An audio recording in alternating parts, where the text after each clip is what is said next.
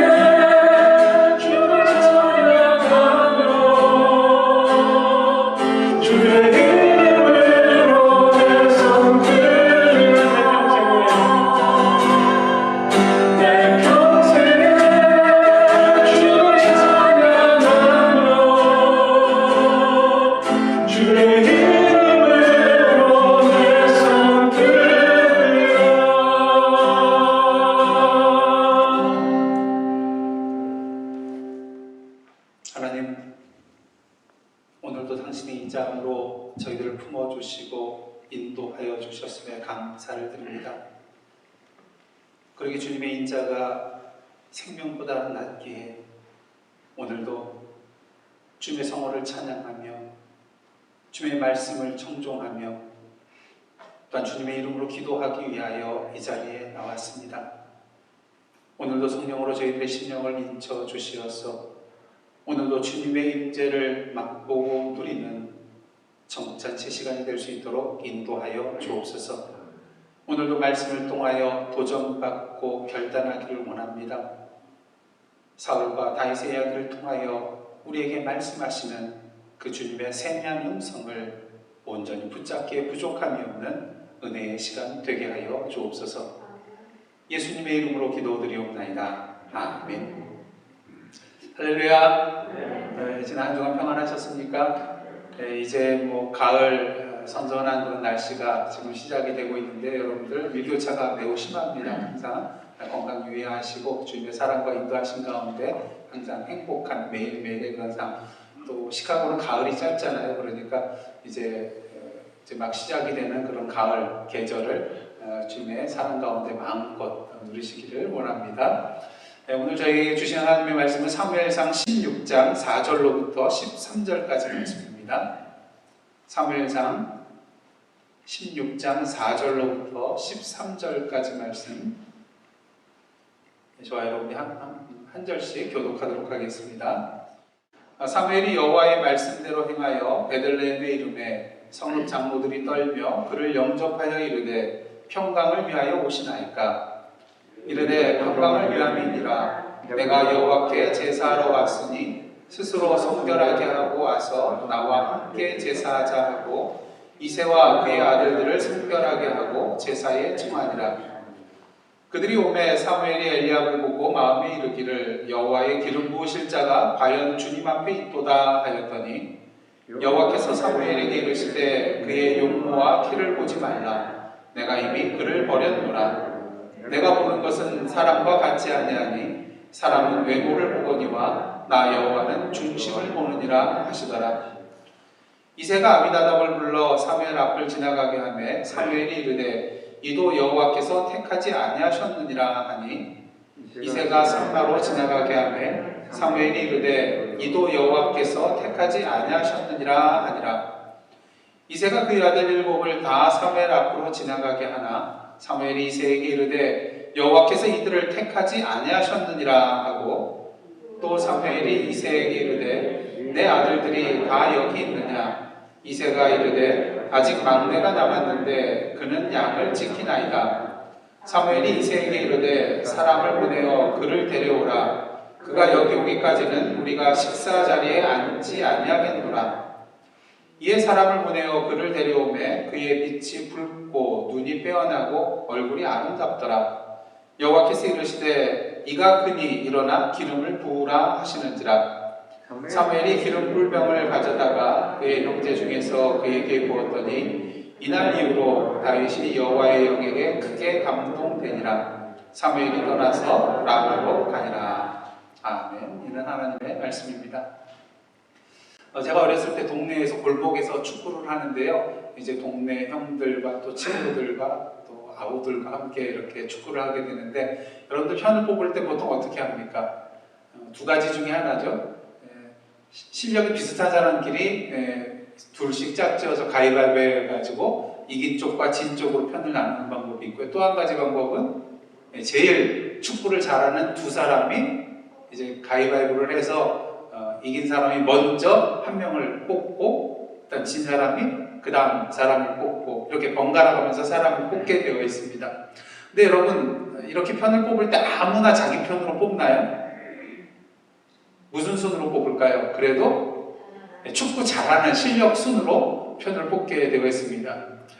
그런데 가장 마지막에 남는 처참한 아이가 항상 생기더라고요. 근데 그것도 짝수면은 그래도 어느 편에 속하는데 홀수면 어떻습니까? 가장 그렇죠. 깍두기라고 그러죠. 마지막에 남는 아이를 이 편도 저 편도 아닌 아이를 깍두기라고 합니다. 근데 깍두기의 특징은 뭐예요? 이 편에 가도 되고 저 편에 가도 돼요. 그 이유가 뭘까요? 있으나마나한 아이기 때문인 것입니다. 뭐 실력이 없어서 뭐 보탬이 되지도 않고 오히려 보탬이 되지 않을 수도 있는 그런 아이기 때문에 깍두기이기 때문에 뭐 이 편에 가든 저 편에 가든 별 문제가 없습니다. 근데 이렇게 동네 축구를 해도 어떤 기준에 의해서 사람을 뽑게 되어 있는데요. 하물며 회사에서 월급을 주는 그런 회사에서 사람을 뽑을 때는, 직원을 뽑을 때는 어떻게 할까? 분명히 사원을 뽑는 기준이 있게 마련인 것입니다. 근데 이 회사에서 정하는 사람을 뽑을 때의 기준은 완벽한 것일까요? 그렇지가 않다는 것이죠. 만약 그 회사에 그런 기준대로 사람을 뽑았을 때 그 사원이 회사가 원하는 대로 필요하는 사람이 되어줄까? 또 원하는 대로 그 모든 일을 잘 처리해 나갈 것인가? 100% 보장할 수 없다는 것이죠. 오늘도 세상에서는 사람을 뽑을 때 어떻습니까? 출신 학교를 보고요, 학벌을 보고요, 또 시험 성적을 보게 됩니다. 그리고 인재 선발의 주요 기준으로 이것을 삼고 나가게 되죠. 하지만 이것으로 충분할까요? 제가 인터넷에서 LG경제연구원의 채용 혁신 기업에서 배우는 인재 선발 방식이라는 그런 문건을 보게 되었는데요. 그 내용 중에 이러한 내용이 있어서 잠시 소개를 해드리도록 하겠습니다. 한번 잘 들어보시기를 바랍니다. 여러분도 구글 회사 잘 아시죠? 미국에서 뭐 가장 누구나 들어가고 싶어하는 그런 회사가 바로 구글입니다. 이 구글에 대해서 이런 내용이 있는데요. 구글 역시 초창기에는 미국 내 상위권 대학인 아이비리그 대학을 우수 학점으로 졸업한 인재들을 선호했다. 매번 면접관들은 지원자에게 왜 이 과목에서 C학점을 받았죠? 와 같은 질문을 던졌다. 그런데 구글 최고 인적 자원 책임자였던 라즐러 복은 구글에서 최고 성과를 내는 인재 중 상당수는 명문대학 출신이 아니며 심지어 대학 학위조차 없다는 사실을 발견했다. 구글은 기존 선발 기준이 적절한지 의문을 가지고 대대적인 분석을 시작했다. 그 결과 통념과는 달리 학교, 학력, 시험 성적 등은 입사 후 성과와 거의 상관관계가 없는 것으로 나타났다. 이후 구글은 지원자 필수 자격 조건에서 학위를 제외했다.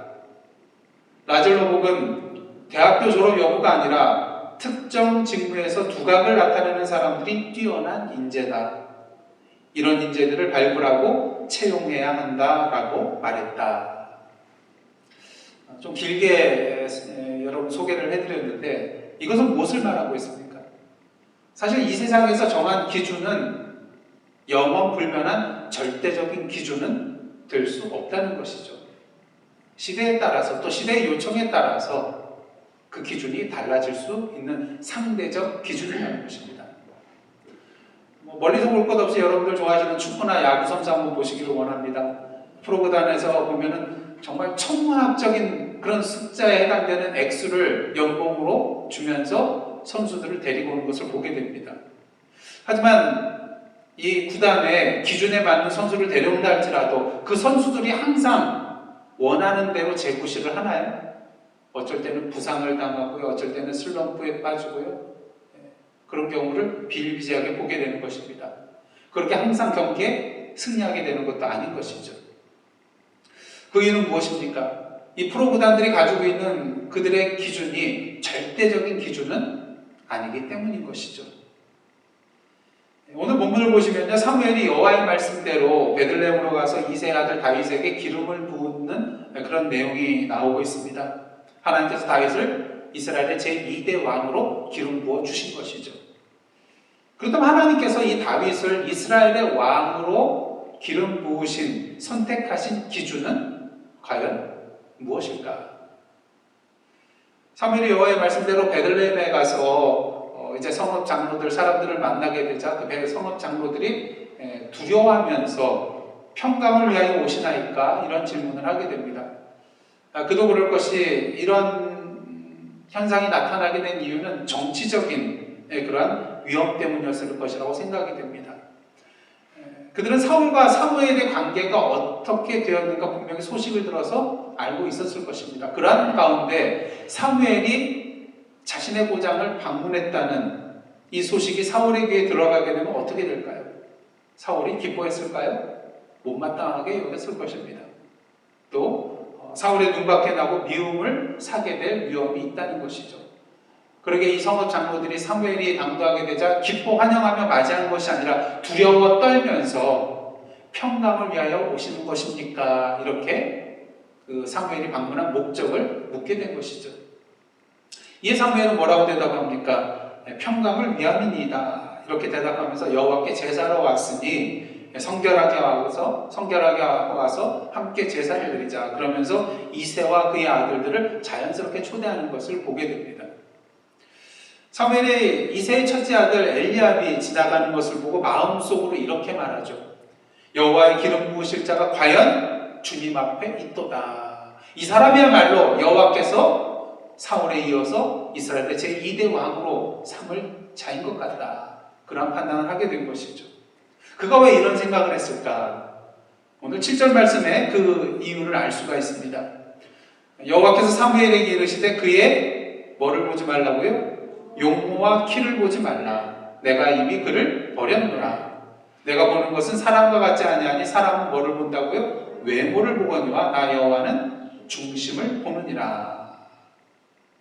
자, 사무엘이 과연 여호와께서 기름 부으실 자가 주님 앞에 있도다 말한 이유가 무엇이었습니까? 사무엘이 뭘 봤기 때문에요? 그 엘리압의 용모와 키, 그 외모를 보았기 때문인 것입니다. 근데 좀 이상한 게 있어요. 여러분, 엘리압을 하나님께서 선택하신 적이 있나요? 없잖아요. 근데 오늘 말씀을 보시면은 내가 이미 뭐라고 하고 있습니까? 그를 버렸노라. 물론 선택하지 않았다는 그런 의미의 표현일 수도 있겠지만 조금 표현이 이상하다고 할 수가 있겠습니다. 근데 이렇게 표현한 이유는요, 사실 내가 이미 그를 버렸노라 할 때 여러분들 머릿속에 누가 떠올려집니까? 엘리압이 아니라 사울왕이 떠올라져요. 하나님께서 이렇게 말씀하신 이유는 이 엘리압의 경우를 들어서 하나님께서 버리신 그 사울을 연상케 하여서 더 이상 외모로 사람을 판단하지 못하게 하기 위한 그런 목적이 있다고 생각할 수도 있다는 것입니다.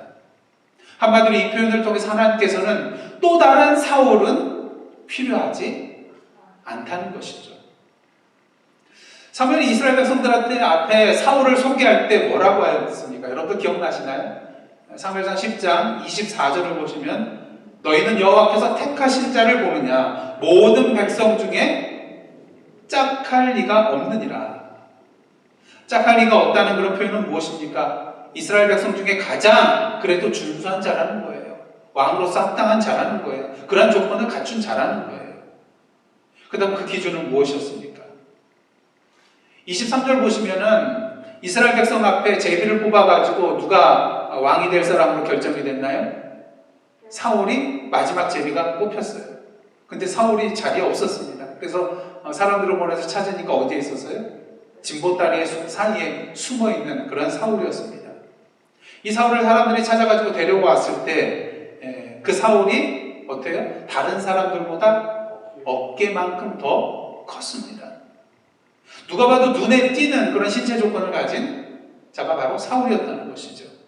그렇게 사무엘은 이런 사울에 대하여 이스라엘 백성에게 뭐라고 선포를 합니까? 모든 백성 중에 짝할 리가 없다고 그렇게 사울을 소개하고 있는 것을 보게 됩니다. 짝할 리가 없을 만큼 이 사울이야말로 왕의 기준에 합당한 자라는 그런 의미가 이 안에 담겨 있다는 것이죠. 그런 면에 있어서 사무엘은 무엇을 보는 자였습니까?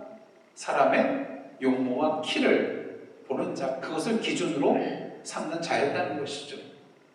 하지만 하나님께서 이러한 사무엘을 향해서 오늘 말씀을 보시면 용모와 키를 보지 말라고 말씀하고 계십니다. 왜? 물론 용모와 키가 중요합니다. 하지만 용모와 키 그 자체가 이스라엘의 왕이 되는 절대적인 기준은 아니기 때문인 것이죠. 만약에 목사를 뽑는데 기준을 용모와 키로 삼는다면 제가 여기 있을 수 있겠습니까? 감사합니다. 그렇게 봐주시니까. 아마 여기 이 자리에 설 수 없을 것입니다.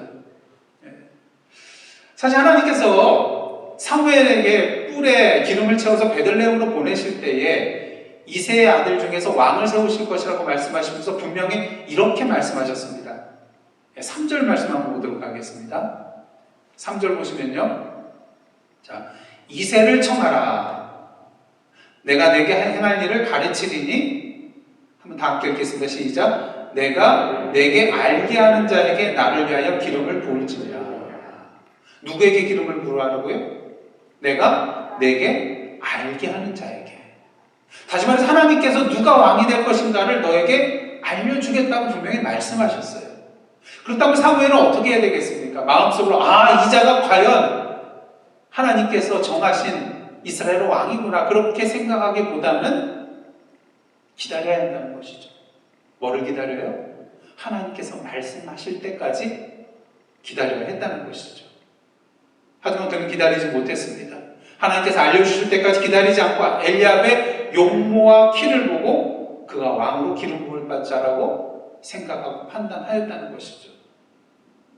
근데 여러분, 사무엘이 단지 엘리압의 이 용모와 키만 보고 이런 생각을 품었을까요? 그것은 아니라고 생각이 됩니다. 여러분, 엘리압은 이새의 몇째 아들이죠? 장남 첫째 아들입니다. 아시다시피 이스라엘 백성들에게 있어서 장남의 권위, 특권, 너무나도 크다는 것을 여러분들 잘 알고 계실 것입니다. 그 집안의 가장 중요한 자녀가 바로 장남이잖아요. 다른 형제보다 더 큰 복을 누릴 수 있는 자가 이 장남이잖아요. 그런 의미에서 사무엘이 이새의 이 첫째 장남인, 그러면서 용모와 키가 준수한 엘리압을 보았을 때 아마 그야말로 하나님께서 기름 부으실 자라고 분명히 생각했다는 것이죠. 당연한 판단이라는 것입니다. 하지만 이러한 그의 판단은 당연한 판단이 아니었어요. 그의 판단 기준 가운데 가장 중요한 것이 빠졌기 때문인데, 그 중요한 기준은 바로 여호와의 생각, 여호와의 판단이라는 것입니다. 그렇다면 하나님의 판단 기준은 무엇일까요? 7절 말씀에 우리 사람들의 어떤 외모를 보지만 하나님께서 뭘 보신다고요? 나 여호와는 중심을 보느니라. 여기서 하나님께서 말씀하시는 외모는 무엇을 의미할까요? 오늘날 이 외모에 해당되는 것은 단순히 용모와 키에만 해당된다고 하지는 말할 수는 없을 것입니다. 여기서 하나님께서 말씀하시는 외모는 오늘날 우리의 눈으로 파악할 수 있는 모든 사람들의 외적인 조건을 다 포괄한다고 말을 할 수가 있을 것입니다. 그것이 뛰어난 사람의 신체 조건일 수도 있겠고요, 지식일 수도 있겠고요, 다른 사람보다 월등한 기술일 수도 있겠고요, 또 다른 사람보다 많이 모아놓은 자신의 재산일 수도 있을 것입니다. 물론 이 모든 것들을 가지고 있으면 참 좋겠죠. 하지만 꼭 그렇습니까? 여러분들 이런 말 많이 들어봤죠. 칼을 정육점 주인에게 쥐어주면 이것은 고기를 자르는 칼이 되지만 강도에게 쥐어주면 뭐가 됩니까? 사람을 죽이는 도구가 된다는 것입니다. 그런 의미에서 어떤 조건보다도 더 중요한 것은 그 사람의 마음의 중심이라고 할 수가 있다는 것이죠. 근데 문제는 10길 물속은 알아도 한 길 사람 속은 우리가 알지 못한다는 것입니다. 우리의 힘으로는 도저히 알 수 없는 것이 바로 우리 인간의 마음이라는 것이죠. 지금 옆에 계신 분 한번 보시기를 원합니다. 그분이 지금 무슨 생각하고 계시는지 여러분들 아실 수 있겠어요? 부부지간에도 부부가 되면 사실 눈만 봐, 눈빛만 봐도 다 안다고 하지만 다 알 수 있나요? 그렇지 않다는 것입니다. 근데 우리의 이러한 마음속을 꿰뚫어 보실 수 있는 분이 있는데 바로 우리 창조주 여호와 하나님이시라는 것이죠. 그리고 하나님께서 사람을 택하실 때 기준으로 삼는 것이 바로 사람의 마음의 중심이라는 것입니다. 그런 의미에서 사람의 중심을 볼 수 없는 사무엘이 할 일은 무엇입니까? 사람의 중심을 보시는 여호와 하나님께서 누가 왕이 될 사람인지 말씀해 주시기를 기다리는 것이죠. 그렇게 이제 이새에 남은 아들들이 하나씩 사무엘 앞을 지나가게 됩니다. 둘째 아비나답, 셋째 삼마, 그리고 나머지 아들들이 차례로 사무엘 앞을 지나가게 됩니다. 하지만 하나님께서는 이세 아들들이 이렇게 다 지나가기까지 아무도 선택하지 않는 것을 보게 되죠. 그러게 이상하게 생각한 사무엘이 이세에게 묻습니다. 내 아들들이 다 여기 있느냐? 그러자 이세가 대답을 하죠. 아직 막내가 남았는데 그는 양을 지키나이다. 여기서 막내는 히브리어로 카탄이라는 그런 말을 쓰는데요. 문자적으로는 작은 자라는 그런 의미를 가지고 있습니다. 한마디로 중요하지 않은 자, 별 볼 일 없는 자라는 것이죠. 근데 이 막내라는 그런 표현을 볼 때 우리로 하여금 이 막내라는 작은 자라는 표현은 누구를 생각나게 만듭니까? 바로 사울 왕을 생각나게 만듭니다. 사울은 어떠한 자였어요? 전에 저희들 말씀을 볼 때 그는 준수한 자라고 성경은 그에 대해서 묘사하고 있는 것을 보게 됩니다. 그는 모든 백성보다 어깨 위만큼 큰 자였죠. 그런 의미에서 이 막내라는 표현은요, 다윗이 사울과 비교하여 별 볼 일 없는 사람, 지극히 작은 자라는 것을 분명히 보여주고 있는 표현이 된다는 것입니다. 뿐만 아니라 오늘 본문은요, 다윗이 작은 자라는 것을 여러 가지 내용을 통해서 분명하게 보여주고 있습니다. 여러분, 다윗이 몇째 아들입니까? 이세의 몇째 아들이죠? 오늘 말씀에 의하면 막내 8번째 아들입니다. 여러분, 성경에서 완전수에 해당되는 숫자 중에 하나가 뭐죠? 3, 10 이런 것도 완전수고 10이 완전수인데요. 또 7이 완전수입니다. 이 완전수는 어떤 온전함을 의미하는 그런 숫자의 가치를 갖추고 있는 건데요. 그런 의미에서 다윗이 7번째 아들이 아니라 8번째 아들이라는 것. 완전한 수, 온전한 수, 그 7에서 벗어나 있는 8, 8째 아들이라는 것은 다윗이 어떤 자라는 거예요? 온전하지 못한, 중요하지 않은 자라는 것을 상징적으로 보여주고 있는 표현이라는 것입니다. 근데 이상한 것은요, 다윗이 8번째 아들이 아닐 수도 있다는 거예요. 오늘 본문은 분명히 8번째 아들로 나와 있어요. 근데 한번 역대상 2장 13절로부터 15절 한번 보시도록 하겠습니다. 거기 역대상 1장과 2장에는 족보가 아담에서부터 쭉 나와 있는데요. 2장 13절, 15절 누가 먼저 찾으신 분이 한번 큰 소리로 공독해 주시면 고맙겠습니다. 역대상 2장 13절로부터 15절입니다.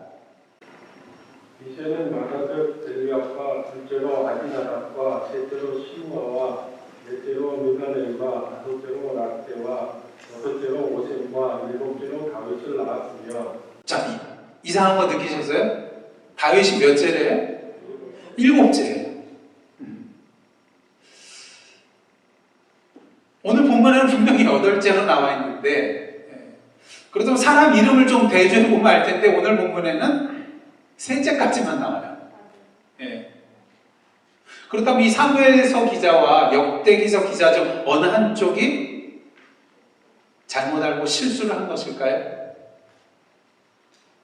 이렇게 차이가 나는 이유는 우리가 알 수는 없습니다. 신학자들도 알 수는 없어요. 그냥 추정만 할 뿐이죠. 예. 왜냐하면 그 근거가 나와 있지 않기 때문인 것입니다. 하지만 이러한 상황 속에서도 우리가 한 가지 생각해 볼 수 있는 것은요, 이 사무엘서 기자와 역대기 기자가 의도하였든 의도하지 않았든 그들의 그 표현 가운데 상징적인 의미가 숨어 있다는 것입니다. 오늘 본문은요, 8번째 아들이라는 표현을 통해서 지극히 다윗이 어떤 자라는 것이요? 작은 자라는 것을 상징적으로 보여주고 있다는 것입니다. 반면 역대기는요, 7번째 아들이라는 이 표현을 통해서 이스라엘의 제2대 왕인 다윗이 이세의 아들들 중 가장 어떠한 자라는 것을요? 가장 중요한 자라는 것을 상징적으로 보여주고 있다는 것입니다. 그래서 이 차이에 대해서 이거 뭐 성경에 오류가 있는 거 아닙니까? 그렇게 생각하시기보다는 이러한 의도가 있지 않았을까 생각해 보시는 것도 여러분들 이해에 도움이 되실 줄 믿습니다. 어찌됐든 건 이처럼 오늘 본문 속의 다윗은 막내이고요, 8번째 아들이라는 것입니다. 이 사실을 통해서 우리는 이 다윗이 지극히 작은 자라는 것을 분명히 다시 한번 보게 되는 것이죠. 뿐만 아닙니다. 오늘 본문을 보시면 이새가 이 다윗에 대하여 뭐라고 표현했어요? 막내라고 표현했을 뿐 그 이름을 말하고 있지 않습니다. 구약성경의 그런 내용들을 보면요, 이름이 없이 나오는 사람들은 보통 그 내용에서 중요하지 않은 사람들이에요. 그래서 우리나라도 어떻습니까? 옛날에 우리 어머니들 이름이 있었나요? 이름이 있었어도 불러지지도 않고요. 또 동네 이름을 따서 뭐 순천댁 뭐 이런 식으로 이름을 불렀잖아요. 그 당시만 해도 여성에 대해서 중요하지 않게 생각했기 때문에 이렇게 이름을 부르지 않았다는 것이죠. 물론 다윗이라는 이름 대신 막내라는 표현을 이새가 사용했을 수도 있습니다. 이렇게 사용할 수도 있는 것이죠. 보통 우리가 얘는 우리 막내야 이렇게 말할 수도 있잖아요. 하지만 만일 그렇다면 이 다윗의 형들에 대해서도 어떻게 표현했어야 될까요? 첫째, 둘째, 셋째라고 표현을 했어야 한다는 것입니다. 하지만 오늘 본문을 보시면 이새가 엘리압과 아미나답과 산마를 불러서 사무엘 앞으로 지나가게 하는 것을 우리는 보게 되는 것입니다. 그만큼 다윗은 이새가 보기에도 아들들 중에 가장 중요하지 않은 그런 자였다는 것이죠. 그렇게 다윗은 아버지와 형들이 사무엘과 함께 있는 그 시간 어디에 있었습니까? 저 멀리에서 양떼를 치고 있었다는 것입니다. 사실 다윗이 양떼를 지키는 목동이었다는 것은 앞으로 이 다윗이 어떠한 자가 될 것이라는 것을 미리 보여주는 예표라고 할 수가 있다는 것이죠. 이스라엘의 목자가 되어서 왕으로서 이스라엘을 다스릴 다윗을 미리 보여주고 있는 것이라는 것입니다. 하지만 동시에 이 목동이라는 것은요, 다윗이 그만큼 작은 자였다는 것을 보여주고 있는 것입니다. 오늘날 우리가 생각하는 목자하면 예수님이 목자 되시는 예수님이시기 때문에 어떻습니까? 항상 성화를 보면은 아주 그냥 푸른 초장과 또 물가가 있는 곳에서 예수님께서 평화롭게 양들을 이끌어가고 있는 그런 모습을 연상하게 되는데 어떻습니까? 당시 목축은요, 자급자족의 목적으로 하는 소규모의 그런 목축이었는데 가장 더럽고 불결한 그러한 일들 중에 하나가 양들을 치는 거였습니다. 그래서 주로 목자 일은요, 누가 담당을 했냐면 그 가족 안에 여자나 아니면 소년들이 이 일을 담당했다고 합니다. 그러게 형제들 중에 가장 막내였던 이 다윗이 양떼를 지키는 일을 했던 것이죠. 자, 지금까지 이렇게 봤을 때 다윗은 정말로 작은 자, 말 그대로 작은 자입니다. 이새의 8번째 막내 아들이요, 목동 다윗입니다.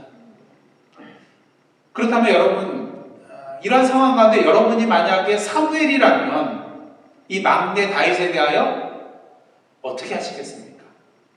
사람을 보내서 그 다윗을 오게 해주십시오 요청하시겠습니까? 아니면 그냥 놔두십시오 말씀하시겠습니까? 지금이야 여러분이 다윗이 왕이었다는 것을 분명히 알기 때문에 데려오라고 하는 것, 그런 마음이 들지도 모르겠지만 저 같으면 그냥 놔두라고 할지도 모르겠어요. 왜 그렇습니까? 또 한 가지 이유는요, 지금 다윗의 나이가 몇 살입니까? 어리거든요. 한번 생각을 해보세요. 여호와께서 그 준수한 사울을 버리시고 이스라엘 왕을 다시 세운다면 적어도 사울만큼은 돼야 되지 않겠습니까? 아니, 사울보다 더 뛰어난 자를 왕으로 세워야 되지 않겠습니까? 근데 다윗은 지금 몇 살이에요? 우리가 정확한 나이는 알 수가 없습니다. 그래서 학자들 간의 의견이 분분해요. 네. 하지만 나이가 아무리 많다 할지라도 다윗의 나이가 20살은 넘지는 않았다고 보는 것이 정설입니다. 여러분, 사무엘상 17장을 보시면 어떤 얘기가 나오죠? 다윗과 골리앗이 싸우는 이야기가, 이제 오늘은 저희가 16장을 다루는데 17장을 넘어가면 다윗과 골리앗의 싸움이 나오는데요. 그때 다윗이 이스라엘의 군사로 거기 참전했었나요? 아니죠. 아버지의 심부름, 형들이 잘 지내고 있나 먹을 것을 싸가지고 가서 안부를 알기 위하여 심부름으로 거기에 갔다가 골리앗과 싸우게 된 그런 상황이라는 걸 여러분들 잘 아십니다. 근데 한번 잘 보세요. 사무엘상 17장 13절 14절 한번 찾아보시기를 원합니다. 사무엘상 17장 13절 14절입니다. 이번에는 누가 한번 먼저 찾으신 분이 크게 한번 봉독해 주시면 고맙겠습니다.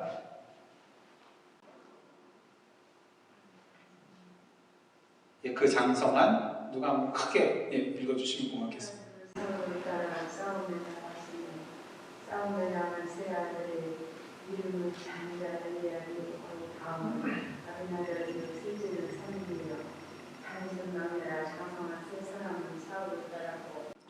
여기까지.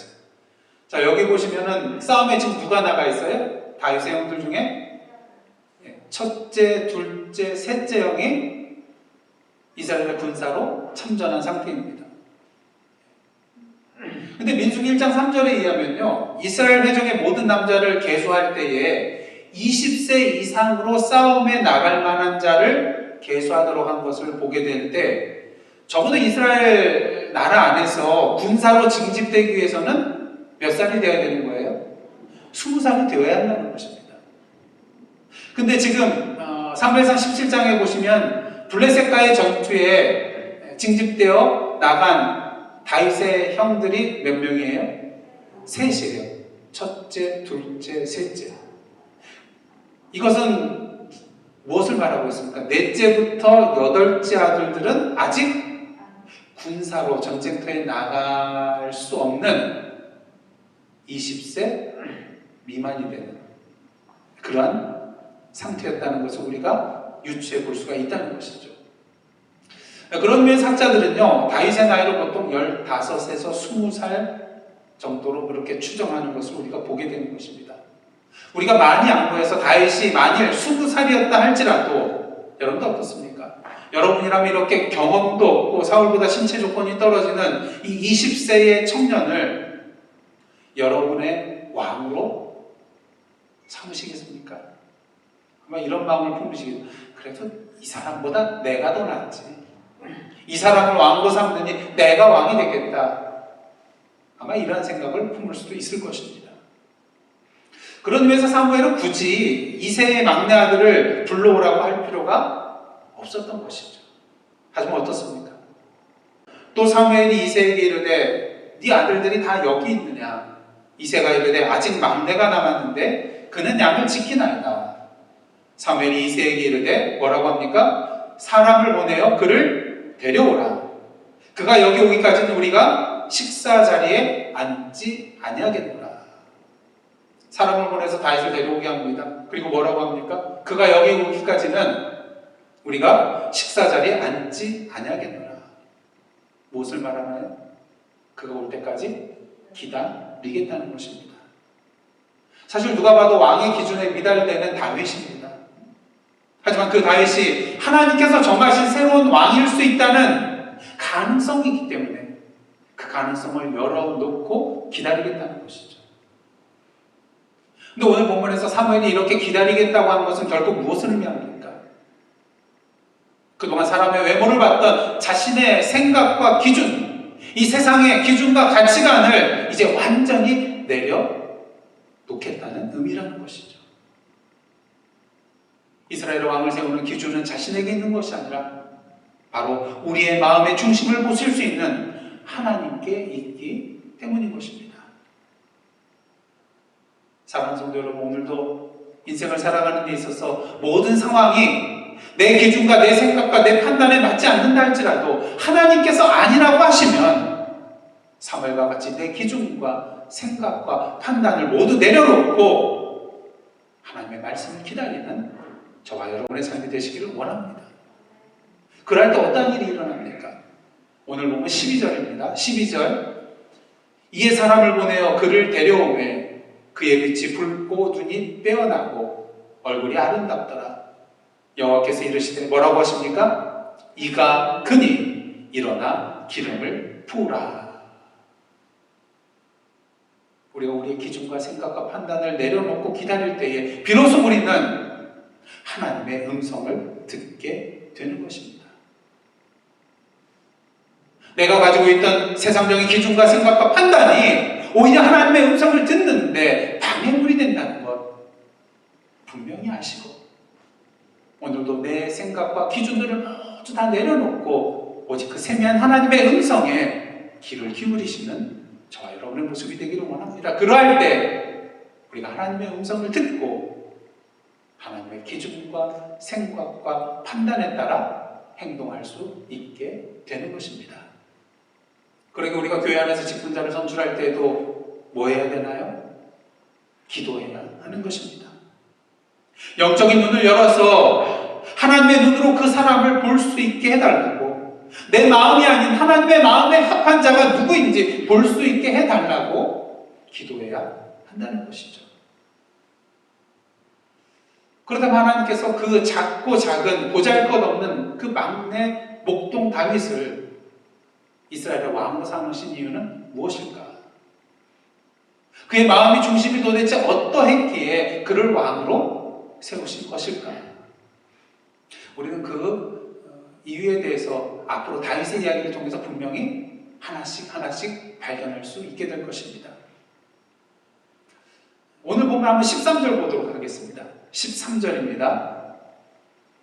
오늘 보면 13절 말씀 다 함께 공독하시겠습니다. 시작. 사무엘이 기름불병을 가져다가 그의 형제 중에서 그에게 부었더니 이날 이후로 다윗이 여호와의 영에게 크게 감동되니라. 사무엘이 떠나서 라마로 가니라. 사무엘이 다윗에게 기름을 부었을 때 어떠한 일이 일어났습니까? 여호와의 영이 크게 임하는 사건이 일어나게 됐습니다. 근데 이러한 현상은 누구에게도 나타났어요? 사울 왕에게도 나타났었어요. 사무엘이 기름 부은 이후에 사무엘 10장을 보시면 얼마 후에 하나님의 영이 그에게 크게 임하여서 다른 선지자의 무리와 함께 뭘 했습니까? 예언을 했던 것이 바로 사울 왕이었습니다. 근데 이렇게 볼 때 사울과 다윗 이 두 사이에 별로 차이점이 없는 것처럼 보여요. 둘 다 여호와의 영이 크게 임하였었잖아요. 하지만 자세히 보시면 한 가지 커다란 차이가 있는데요. 두 사람 모두에게 하나님의 영이 임한 것은 같지만 다윗의 경우는요, 13절 자세히 보시면 기름 부음을 받은 이날 이후로 다윗이 여호와의 영에 크게 감동되었다. 이 구절을요, 우리가 공동번역이나 새번역이나 현대인의 성경을 보면 더 자세히 이해할 수가 있게 되는데요. 공동번역은 이렇게 번역을 하고 있습니다. 그러자 야훼의 영이 다윗에게 내려 그날부터 줄곧 그에게 머물러 있었다. 그 다음 새 번역은 이렇게 번역을 하고 있습니다. 그러자 주님의 영이 그날부터 계속 다윗을 감동시켰다. 현대인의 성경은 이렇습니다. 그러자 여호와의 성령께서 다윗을 사로잡아 그날 이후로 그와 함께 하셨다. 여러분, 사울과 다윗의 차이가 무엇인지 이제 느껴지시나요? 사울에게 임한 하나님의 영은 계속해서 그에게 머물러 계시며 그와 함께 하시지는 않았다는 것입니다. 그리고 오늘 보면 다음에 나오는 바로 14절을 보시면 어떻습니까? 여호와의 영이 사울에게서 떠나고 하나님이 부르시는 악령이 그에게 임하는 것을 보게 되는 것입니다. 하지만 다윗의 경우는 어떻습니까? 성령께서 계속 그와 함께 하시는 것을 볼 수 있다는 것이죠. 그 이유가 무엇일까요? 사도행전 13장을 보시면 사도 바울이 비시디아 안디옥에서 안식일의 회당에서 말씀을 전하면서 다윗에 관하여 이러한 말을 합니다. 사도행전 13장 21절과 22절인데요. 제가 공독해 드리겠습니다. 그 후에 그들이 왕을 구하거늘 하나님이 베냐민 지파 사람 기스의 아들 사울을 40년간 주셨다가 패하시고 다윗을 왕으로 세우시고 증언하여 이르시되 내가 이새의 아들 다윗을 만나니 내 마음에 맞는 사람이라 내 뜻을 다 이루리라 하시더니, 다윗에 대하여 어떻게 표현하고 있습니까? 하나는 하나님의 마음에 맞는 사람, 그러기에 하나님의 뜻을 다 이룰 사람. 이 표현을 통해서 우리는 하나님께서 다윗의 중심이 어떠한가를 분명히 아셨다는 것을 볼 수가 있습니다. 자신의 생각과 뜻대로 행하며 자기를 위하여 승전비를 세웠던 사울과는 달리 하나님의 말씀과 뜻에 순종하며 자기가 아닌 여호와 하나님을 위하여 살아갈 자라는 것을 분명히 아셨다는 것이죠. 그러게 하나님의 영이 그를 떠나지 아니하고 계속 줄곧 그와 함께 하셨다는 것입니다. 사랑하는 성도 여러분, 다윗과 같이 하나님께 쓰임받는 자가 되고 싶습니까? 다윗과 같이 하나님의 영 성령께서 함께 항상 동행하는 그런 자가 되고 싶으십니까? 그렇다면 무엇보다도 하나님의 기준이 무엇인지 분명히 아시길 원합니다. 하나님께서 보시는 것은 우리의 외모가 아니라 우리의 용모와 우리의 신장이 아니라 우리의 마음의 중심을 보시기 때문인 것입니다. 아무리 우리가 지식적으로 부족하다 할지라도, 세상이 말하는 금수저가 아니라 흑수저라 할지라도, 신체적으로 연약하다 할지라도, 세상으로 높은 자리에 있지 않다 할지라도 결코 낙심하거나 절망하거나 결코 위축되지 마시기를 원합니다. 우리 하나님께서 보시는 기준은 우리의 외적인 조건이 아니라 우리의 마음의 중심이기 때문인 것이죠. 오늘도 하나님께서 당신의 마음에 맞는 자들을 부르고 계십니다. 하나님께서 원하시는 그 자의 기준은 지금까지 이 세상에서 무엇을 행하였는가, 지금까지 이 세상에서 무엇을 쌓아왔는가, 지금 내가 무엇을 가지고 있는가, 내가 지금 무엇을 누리고 있는가, 거기에 달려있는 것이 결코 아니라는 것입니다. 비록 가진 것이 없어도, 이룬 것이 없다 할지라도, 내가 자랑하고 내세울 만한 것이 없다 할지라도 오늘도 자신에게 주신 하나님의 말씀에 온전히 순종함으로써 앞으로 성령님의 인도하심과 능력과 지혜 주심으로 말미암아 하나님의 뜻을 이룰 수 있는 자인가에 그 기준이 있기 때문인 것입니다. 과거에 뭘 했다 할지라도 그것이 중요한 것이 아니라 이제 앞으로 하나님께서 원하시는 그 미래를, 그 뜻을, 그 말씀을, 그 약속을 이룰 수 있는가? 무엇을 통해서요? 하나님의 말씀에 순종함을 통해서요. 다시 말해서 하나님을 향하여 그 마음의 중심이 하나님께로 가 있는가? 이것이 중요하다는 것입니다. 그러기에 예수께서 당신의 제자들을 부르실 때 어떠한 자들을 부르셨습니까? 세상적으로 내세울 만한 것이 전혀 없는 자들이었습니다. 하지만 나를 따라오라는 그 주님의 말씀에 자신의 모든 것들을 뒤로 한 채 그 말씀에 순종하는 자들, 그 자들을 당신의 제자로 삼으셨다는 것. 그리고 하나님의 나라의 역사를 위하여 그들을 도구로 사용하셨다는 것. 이것을 꼭 기억하시기를 원합니다. 오늘도 하나님께서는 저와 여러분을 오늘의 다윗으로 쓰시고자 합니다. 그렇다면 저와 여러분은 이 마음의 중심을 보시는 하나님의 기준에 맞는, 하나님의 마음에 맞는 사람일까요? 기도하시겠습니다.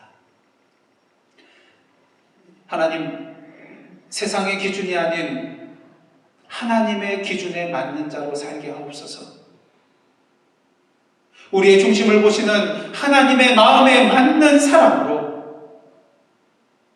오늘도 성령과 함께 동행하며 하나님의 뜻을 이루며 살아가는 오늘의 다윗이 되게 하여 주옵소서. 예수님의 이름으로 기도드리옵나이다. 아멘.